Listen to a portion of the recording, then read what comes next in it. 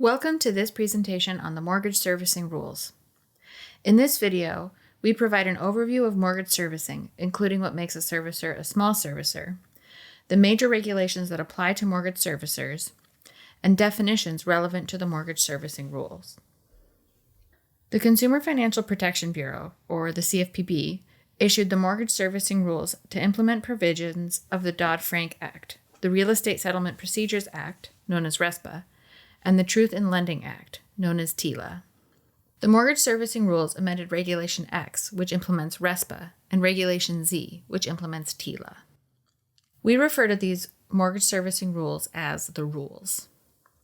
The CFPB also issued an interpretive rule in 2016 under the Fair Debt Collection Practices Act, or the FDCPA, and other resources relating to compliance with certain mortgage servicing rules. We note that Regulation X uses the term borrower, and Regulation Z uses the term consumer. These terms will be used interchangeably throughout this video. When issued in 2013, the mortgage servicing rules improved the information that borrowers receive from their servicers, enhanced the protections available to consumers to address servicer errors, and established baseline servicing requirements to provide additional protections for consumers who have fallen behind on their mortgage payments. The rules included requirements that ensure that mortgage servicers communicate accurate information in a timely manner to their borrowers to provide borrowers with tools and information to help them understand their mortgages and make informed financial decisions. Generally, under the rules, servicers are expected to communicate timely information to borrowers, including providing certain disclosures and notices in specified circumstances, communicating with delinquent borrowers, and taking steps to prevent unnecessary loss or foreclosure. In this video, we will focus on the definitions you need to know in order to understand how the rules may apply to your institution. Let's start by looking at the definition of servicing in the rules. Servicing generally refers to receiving any scheduled periodic payment from a borrower, including for escrow accounts, and making payments of principal and interest to the owner of the loan or other third parties. Servicing activities include sending periodic statements, maintaining payment records, handling tax and insurance payments through escrow, managing delinquency, and following loss mitigation procedures. Many FDIC-supervised institutions that service mortgage loans are community banks that meet the definition of a small servicer. And we have developed this video presentation with a focus on small servicers. Small servicers are exempt from some, but not all, of the mortgage servicing requirements. Those additional requirements for large servicers are related to periodic statements and loss mitigation.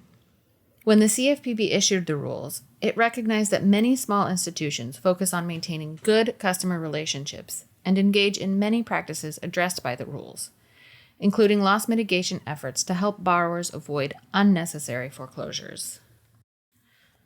What makes a servicer a small servicer for the purposes of the rules? To answer, we look at the definition in Regulation Z. The definition of a small servicer has a numerical limit and also a requirement involving origination or ownership of the serviced loans. It is very important to remember that both parts of the definition must be met to qualify. A small servicer, together with any affiliates, services 5,000 or fewer mortgage loans. The servicer or its affiliates must also be the creditor or assignee on all of the mortgage loans it or its affiliates services. The small servicer definition has different requirements for housing finance agencies and nonprofits that we will not be discussing in this video.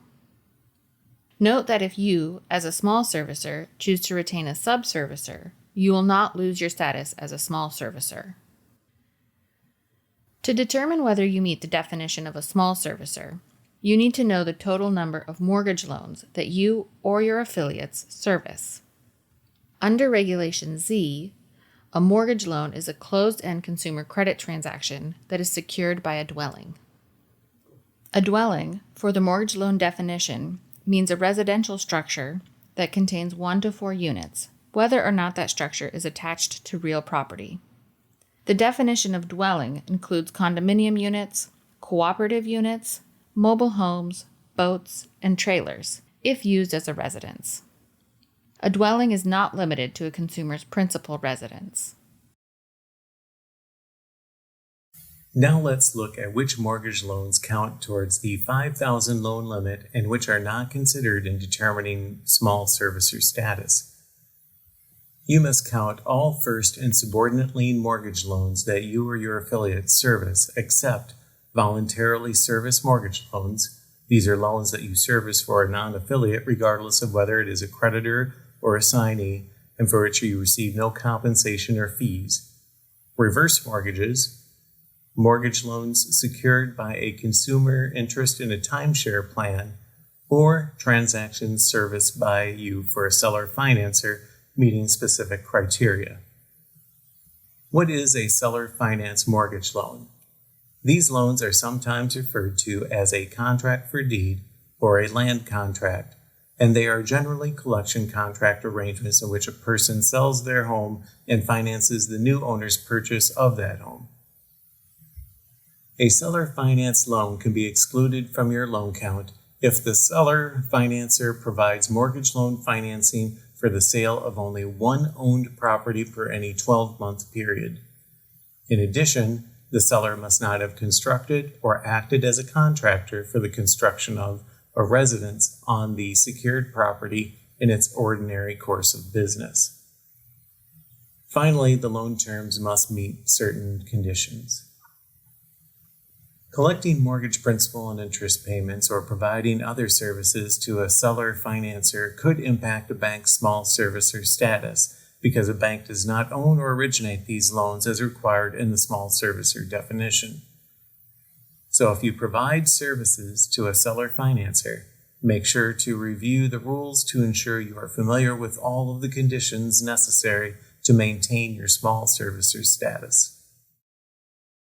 Now that we know which loans to count, we need to know when to count the loans. In determining small servicer status, you are evaluated based on the mortgage loans you and any affiliates service as of January 1st and for the remainder of the calendar year. That means that regardless of the number of loans you serviced last year, if the number of loans you are servicing this year exceeds the threshold, you will cease to be a small servicer. You can also cease to be a small servicer if you service mortgage loans for which you or your affiliate are not the owner or originator. The number of loans that you and your affiliates are servicing might change throughout the year. So what are the consequences? If a small servicer no longer meets both parts of the small servicer definition due to the servicing activities of the bank or its affiliates, the rules give servicers time to comply with the additional servicing requirements applicable to large servicers following a change of status.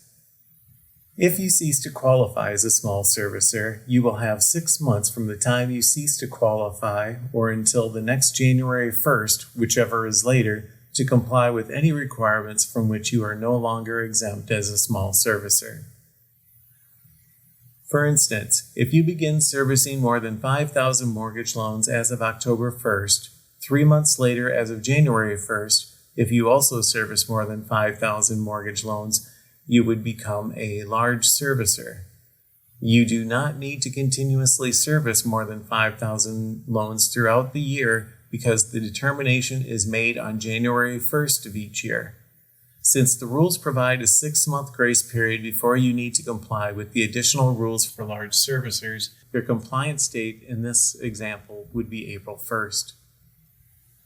What if you start servicing more than 5,000 mortgage loans on February 1st instead? If 11 months later, as of January 1st, you service more than 5,000 mortgage loans, you would become a large servicer on that January 1st, and you would be required to comply with the additional rules for large servicers as of that same day. Thank you for watching this video on the mortgage servicing rules. In this video, we provided a brief overview of the rules, including relevant CFPB rulemakings and important definitions like servicing, small servicer, mortgage loan, and dwelling. We also told you how to identify whether you meet the definition of a small servicer, which involves knowing which loans count and which loans are excluded from the definition. We also told you how to know when to count your loans to determine your small servicer status. This concludes our technical assistance video on mortgage servicing and the small servicer. We hope you found it both useful and informative.